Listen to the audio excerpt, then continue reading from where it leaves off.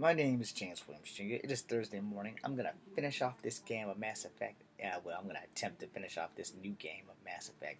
These are test runs that I'm doing right now because there's something wrong with my game or my system, and I don't know what the hell it is. I'm gonna try to take this thing up to GameStop on Friday, and look, I'm gonna talk to somebody tomorrow before I go to work and before I get off, and I ask them, can I come in Friday and bring my system and my game and let you guys see what you think? Okay. Anyway, moving on. So I said earlier in one of the three videos about Native American history about fitting in and the difference between being biracial and multicultural. So I'm going to do that. I'm going to end this, and if you guys want more of that, I will give you things. So I'm going to give you life experience because I've lived this life. I don't really wish it on too many people unless you're a hot chick, because mixed chicks actually have it made a little better than mixed dudes because it just makes them look prettier, and we just look rough. All right, we're rough and tough and all that stuff, but we can't stop fighting because we can't get enough.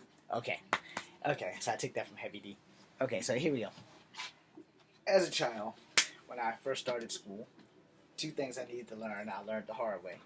First, I learned that black superheroes can't fly. Still got the scar over my left eye.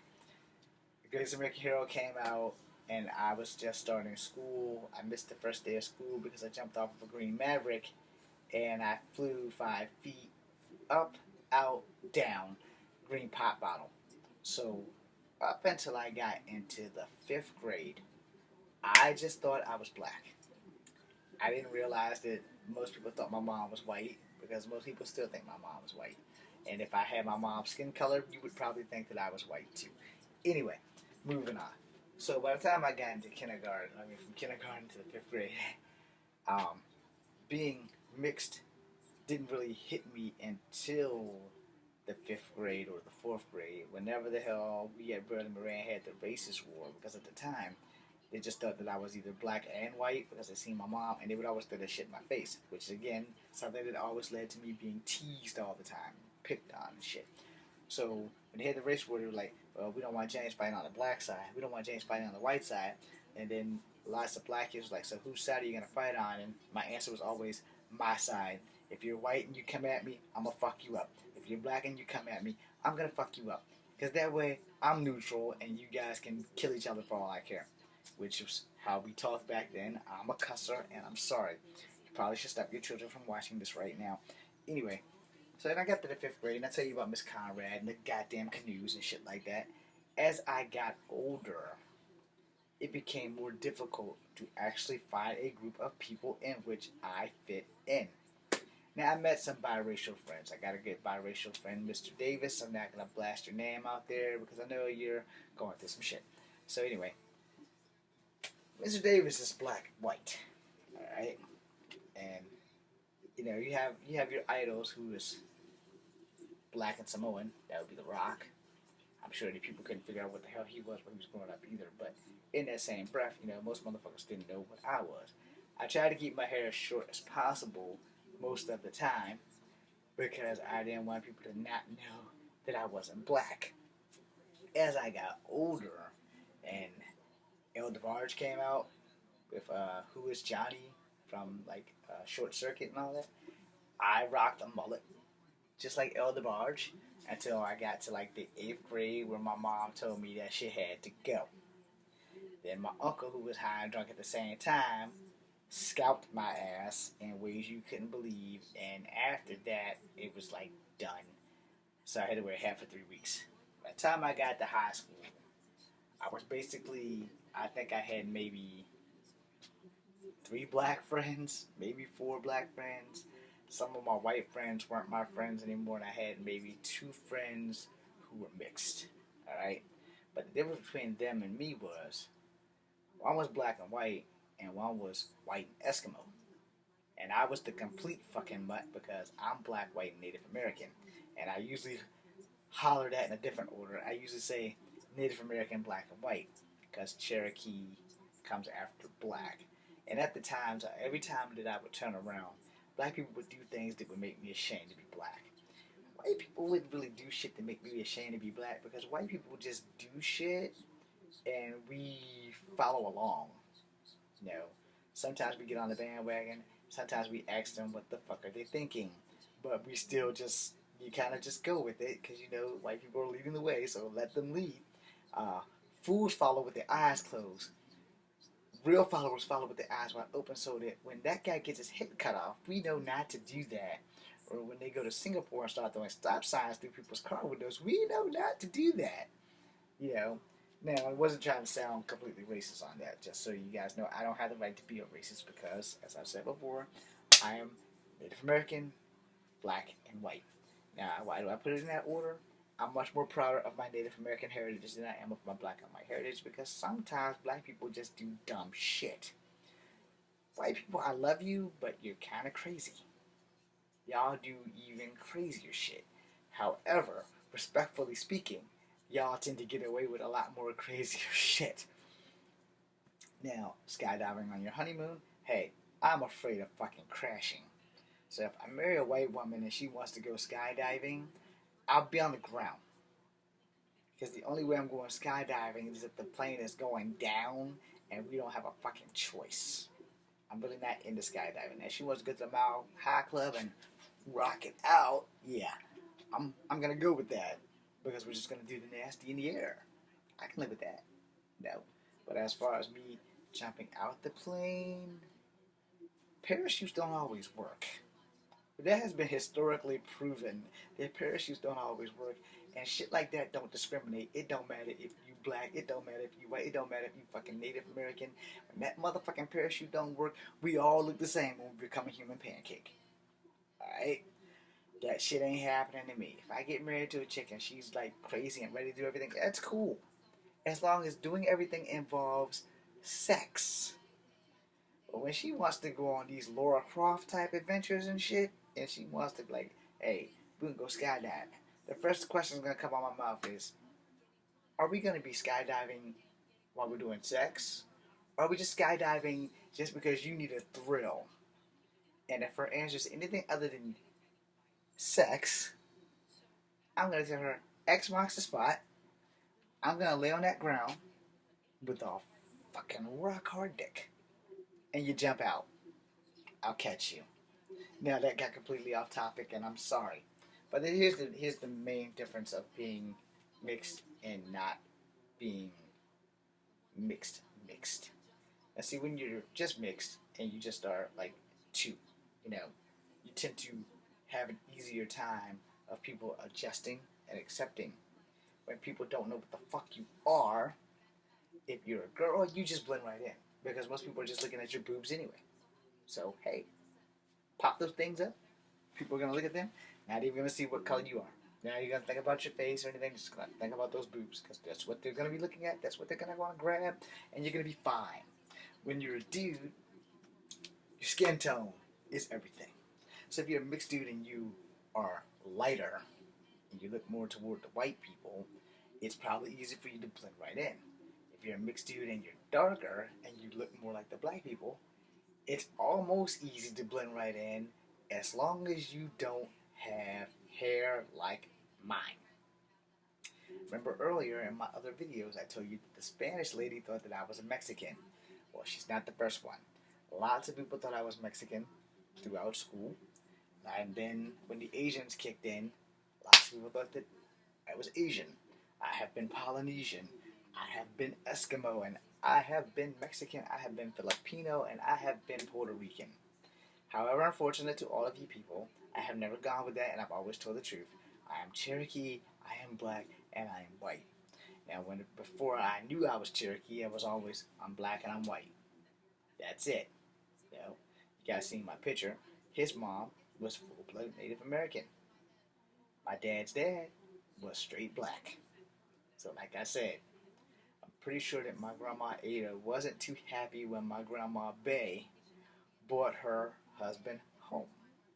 Eventually, she got over it because I came along and I was like a bundle of joy. Shouldn't have favorites, but there you go. Now, not Bay, Ada. I don't really know what my grandma Bay actually thought of me, but I know what my grandma Ada thought of me because I was always with her during the summertime. I guess it's because it's true what my Aunt Ruth says about her just loving those light-skinned kids. Anyway, when you're a dude and you are multicultural like me, it's kind of hard to find your niche for the simple fact that no one really knows what you are. And eventually, you kind of get tired of hearing that shit. Now, it's not a good conversation starter. Alright? For those who don't know what I am, again, Cherokee, black, and white. And if we are getting to know each other and we're talking, it's fine to ask. But it's not fine to throw the negative in there and be like, man, in the middle of a conversation, I don't want to offend you, but what are you? You have no idea how many times that has happened to me during conversations. Because I'll be talking to people and they'll be like, hey, I gotta ask you something.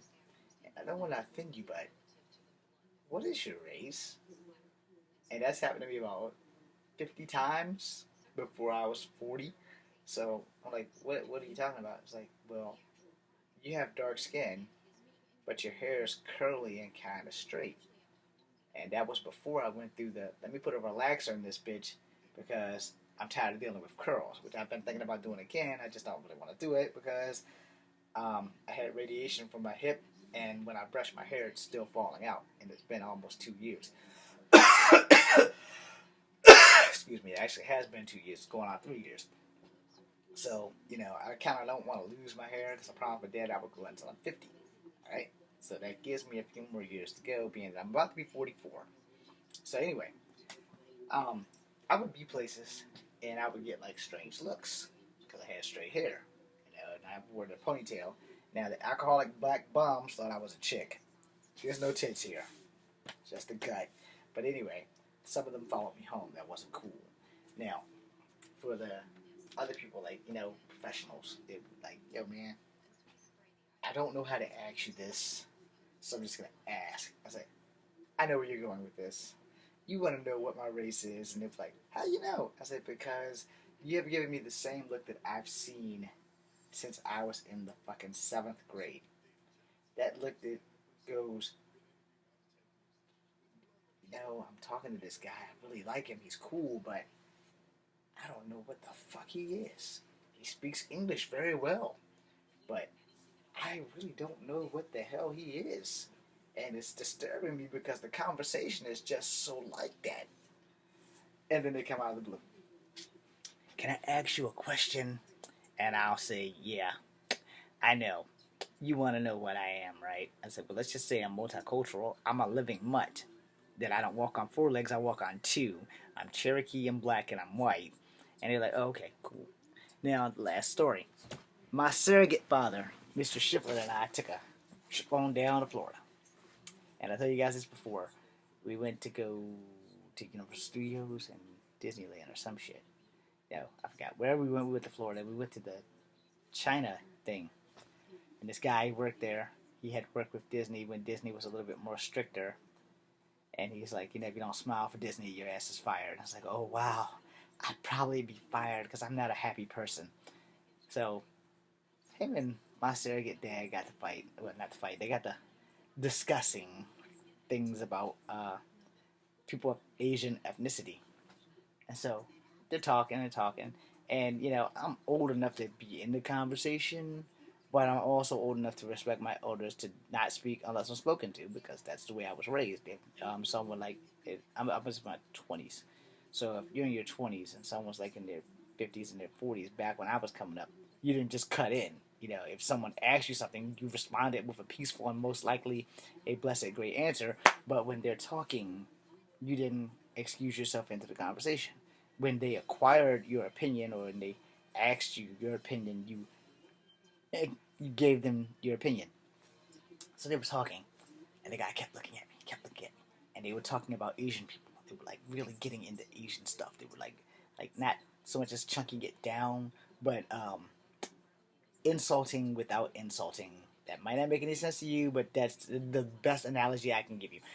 And every time he would say something about someone who was Chinese or Japanese or of any Asian descent, he would look right dead at me, and I'm like, I broke that rule about not speaking when spoken to. I was like, is there something wrong, sir? And he's like, I don't want to offend you, young man, but what is your ethnicity?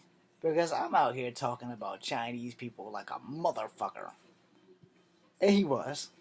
And the worst part about that, there were Chinese people all around who either didn't speak English very well or just didn't give a damn that this Guilo Gaijin guy was just talking shit. He worked there, so clearly he wasn't that racist. And I didn't think he was saying anything exceptionally racist because, one, I'm not Chinese, and two, whatever the hell he was saying, it really wasn't my business. I kind of was just kind of stuck there. Because you know, when kids go somewhere and they're just kind of stuck with you, some of them shut up and some of them act a fool. I'm not one to act a fool. I shut up, I listen, I learn. So he's like, yeah, I don't hate Chinese people, but these guys around here sometimes they're high and mighty. I said, well, dude, you're in Florida. You're in a place called the Taste of China.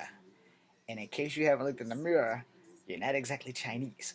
And he's like, yeah, I'm still trying to figure out what you are. I said, oh, well, that's easy. All you have to do is ask. I'm not Chinese. I am Native American, black and white. He's like, oh, thank God. I so thought I was offending you because every time I said something about Chinese people, you were looking at me. I said, because you were looking at me. He's like, oh, you were paying attention. I was like, well, I'm sitting right here. You know, if I missed everything while I'm sitting right here and I don't have a Walkman on and there's no TV, then either I'm retarded or blind and deaf at the same time. You know, and we all got a good laugh. And then I turned around to watch the guys work the tridents again. And my stepfather was like, well, not my stepfather, my surrogate father. He's like, why don't you go over there and show him how it's done? I said, because I don't know how to work a trident. I know how to work nunchucks, but I don't know how to work a fucking trident. Truth be told, I probably do know how to work a trident. It's just a bow staff with a fucking knife on it with like a giant fork or whatever. The same concept. No, it just you have different katas for certain weapons, but most of the weapons are pretty simple. They pretty much all work the damn same. It's just that it's a stick with something else attached to it. That's pretty much the gist of it. I'm James Williams Jr. This has been 17 minutes of your life that you can't get back. This is Comfort Habit number 2. Be seeing you.